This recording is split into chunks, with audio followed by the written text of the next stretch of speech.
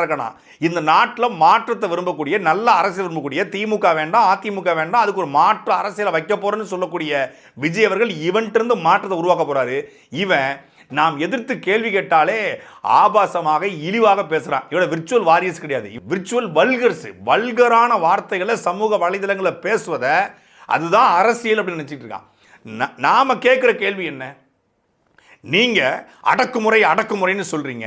தமிழ்நாட்டில் யாருக்குமே அடக்குமுறை வரல, எனக்கு தான் அடக்குமுறை வந்திருக்குன்னு சொல்றீங்க. ஆனால் தமிழ்நாட்டில் யாருக்குமே இந்த அளவுக்கு காவல்துறை பாதுகாப்பு கொடுத்தது கிடையாது, இந்த அளவுக்கு காவல்துறை அனுமதி கொடுத்தது கிடையாது. உங்களுக்கு கொடுத்துருக்கு. நீதிமன்றம் சென்றுதான் ஒவ்வொரு முறையும் நாம் தமிழர் கட்சி பொதுக்கூட்டத்திற்கும் ஆர்ப்பாட்டத்திற்கும் பேரணிக்கும் அனுமதி வாங்குது. மாநாடு நடத்துச்சு 2015. நீதிமன்றம் போய் தான் நடத்தணும். திருச்சியில் மே 18 நடத்தணும், மாவீரர் நடத்தணும். அப்பொழுதும் நீதிமன்றம் போய் தான் அனுமதி வாங்கி நடத்தணும். ஒவ்வொரு முறையும் நீதிமன்றம் போய் தான் நாம் தமிழ் அனுமதி வாங்குது. ஆனால் தமிழக வெற்றி கழகத்திற்கு காவல்துறை அனுமதி கொடுத்தது மட்டும் இல்லாமல் கடுமையான பாதுகாப்புகளையும் கொடுக்குறது. ஆனால் நீங்கள் 23 நிபந்தனை போட்டாங்க. எந்த நிபந்தனையாவது நீங்கள் மதிச்சிருக்கீங்களா?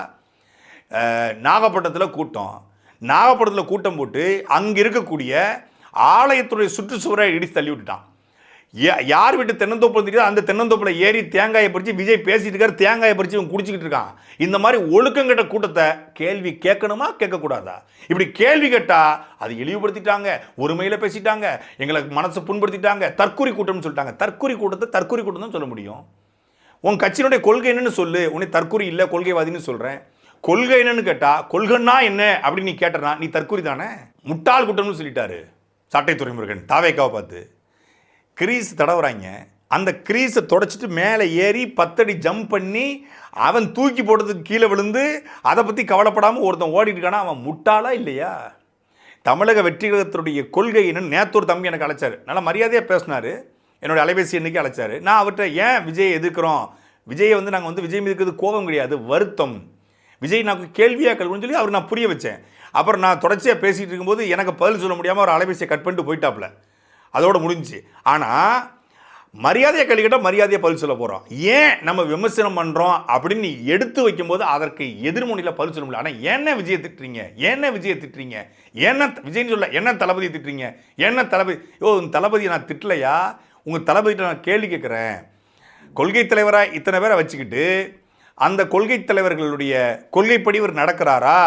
இவருக்குன்னு என்ன கொள்கை இருக்குது? முதல் மாநாட்டில் ஏன் எம்ஜிஆர் அண்ணா இல்லை, 2வது மாநாட்டில் ஏன் எம்ஜிஆர் அண்ணா வந்தாங்க? எம்ஜிஆர் அண்ணாவையும் இவர் எடுத்துக்குவார் அப்படின்னா நாளைக்கு கருணாநிதியும் எடுத்துக்குவாரா? வெற்றி பெற்ற எல்லாத்தையும் கொண்டாடப்படுகிற எல்லாத்தையும் அவர் எடுத்துக்குவார் அப்படின்னா நாளைக்கு ஸ்டாலினும் உதயநிதி ஸ்டாலினும் ஆமோதிக்கலை அப்படின்னா அவர் எல்லாத்தையும் எடுத்துக்குவாரா? ஈழத்தமிழர் பிரச்சனை குறித்து பேசக்கூடிய ராகுல் காந்தி அவர்கள் இந்த ஈழத்தமிழர் அழிந்து போனதற்கு 2 லட்சம் பேர் இனப்படுகொலை செய்யப்படுவதற்கு தாயை போல பாசம் காட்டிய தலைவனை இழந்து தவிக்கிற ஈழத்தமிழ்னு சொல்றீங்களே, அப்படி தாயை போல பாசம் காட்டிய அந்த தலைவன் அந்த நிலத்தில் பேசிய அரசியல், அந்த நிலத்தில் எடுத்து வைத்த அந்த விடுதலை முழக்கம், விடுதலை போர் எல்லாம் வீழ்வதற்கு காரணமாக இருந்தது யாரு? காங்கிரஸ் கட்சி தானே. இங்கிருந்து ஆயுதம் கொடுத்து, ரேடார் கொடுத்து, 1 லட்சம் கோடி வட்டி இல்லாத கடன் கொடுத்து இந்தியா விரும்பிய போரைத்தான் நாங்கள் நடத்தினோம் என்று அங்கிருக்கிற அத்தனை பேர் சொன்னானே, அந்த காங்கிரஸ் குறித்து ஒரு வார்த்தை கூட உங்கள் விஜய் பேச மறுக்கிறாரு. ஏன் அப்படின்னு கேட்குறோம். இது அவதூறா? இது விமர்சனமா? கேள்வி. மீனவர்களுடைய உரிமை குறித்து பேசுகிறாரு, மீனவர்களுடைய மரணம் குறித்து பேசுகிறாரு. இதெல்லாம் பேசக்கூடிய விஜய் அவர்கள் அந்த மீனவர்கள் சாவதற்கு காரணமாக இருக்கக்கூடிய இந்தியாவிலே அதிகமாக மீன்கள் இருக்கக்கூடிய கச்சத்தீவை மீட்டெடுத்தால் சரியானது, கச்சத்தீவு குறித்தும் பேசுகிறாரு. ஆனால் அந்த கச்சத்தீவை யார் தூக்கி கொடுத்தா அப்படிங்கிறத ஏன் பேச மறுக்கிறாரு? இந்திரா காந்தி தவறான புரிதலில் கட்சியை தூக்கி கொடுத்தாங்க, அன்னைக்கு காங்கிரஸ் தவறு பண்ணிச்சுங்கிற வார்த்தையை கூட பேச மறுக்கிறாரு. அப்போ அதிகாரத்தில் இருக்கக்கூடிய பிஜேபி தான் நாங்கள் எதிர்ப்போம், அதிகாரத்தில் இருக்கக்கூடிய திமுகவை தான் நாங்கள் எதிர்ப்போம் அப்படின்னா நாளைக்கு பிஜேபி அதிகாரத்தில் இல்லை, காங்கிரஸ் வந்துடுது, நாளைக்கு எதிர்ப்பீங்களா?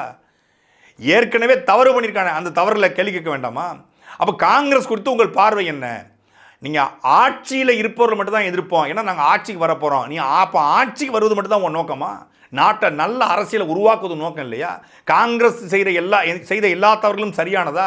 நீங்கள் ஊழல் எதிர்ப்பீங்கன்னா காங்கிரஸோட ஊழல் பண்ணியிருக்கு, வாரிசு அரசியல் எதிர்ப்பீங்கன்னா காங்கிரஸும் வாரிசு அரசியல் செய்யுது.